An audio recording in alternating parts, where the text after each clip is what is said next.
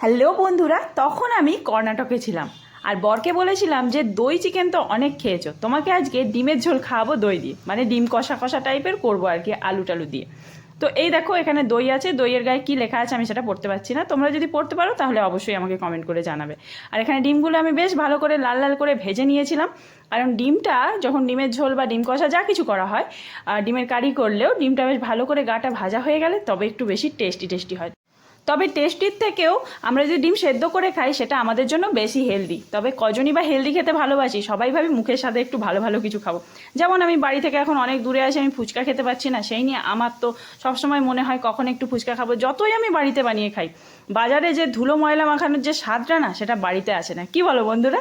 আর এই দেখো এখানে আমি সমস্ত কিছু ফোড়ন দিয়ে তারপরে পেঁয়াজটা ভেজে নিয়েছি, গোটা গরম মশলা, তারপরে একটু পাঁচফোড়ন দিয়েছিলাম, দিয়ে সমস্ত কিছু ফোড়ন দিয়ে পেঁয়াজটা ভালো করে ভেজে নিয়েছি, নুন দিয়ে দিয়েছি। আর এখানে আমি যেটা দেখাচ্ছি, ডিমটা কিন্তু আমি কোনো রকম কালার ইউজ করিনি, জাস্ট একটু হলুদ মাখিয়ে ভেজেছিলাম, সেই জন্য এরকম অরেঞ্জ কালারের একটা দেখাচ্ছে।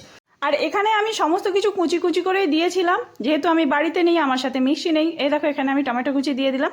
মিক্সি না থাকার জন্য সমস্ত কিছু গোটা গোটাই কুচি কুচি করে দিই, তাতেও কিন্তু খেতে ভালোই স্বাদ হয়। আর এই যে দেখলে বোতল থেকে আমি হলুদ ঢাললাম, এটার কারণ একটাই, এখানে আমার কোনো কৌটো নেই।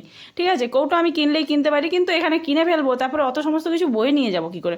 সেই জন্য ওই যে একটা স্প্রাইট খেয়েছিলাম, সেই স্প্রাইটটার ভেতরে, মানে স্প্রাইটের শিশিটার ভেতরে আমি হলুদ ঢেলে রেখেছি। এই দেখো এখানে লঙ্কা গুঁড়ো দিয়ে দিলাম।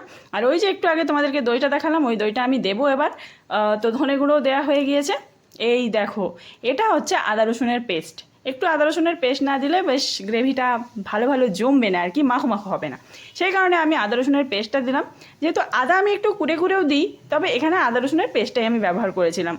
আর এখানে আমি ডিম আর আলুগুলো দিয়ে বেশ ভালোভাবে কষিয়ে নিচ্ছিলাম, আর এই সময় বেশ ভালো ভালো একটা স্মেল উঠছিল। এরপরে আমি দইটা দিয়ে দেবো, কষানো হয়ে গিয়েছে।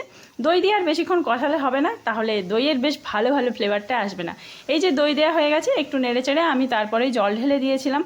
আর আমি তোমাদেরকে এই যে ডিমের এই দই দিয়ে রেসিপিটা দেখালাম, এটা সত্যিই আমার নিজের, মানে নিজে একটা যাইতাই করে রান্না করেছিলাম আর কি। ওকে বলেছিলাম নতুন কিছু একটা খাওয়াবো, সারপ্রাইজ দেবো। ও এসে বললে কি এটাতে ডিমের ঝোল হয়েছে। আমি বললাম না, এর মধ্যে একটা ভালো অন্য কিছু ফ্লেভার পাবে, খেয়ে দেখো তখন বুঝতে পারবে। তারপরে খেয়ে তখন বলেছিল হ্যাঁ একটা টক টক বেশি লাগছে, আর তুমি বোধহয় টক কিছু দিয়েছো। তো টাটা, এখানেই শেষ করছি।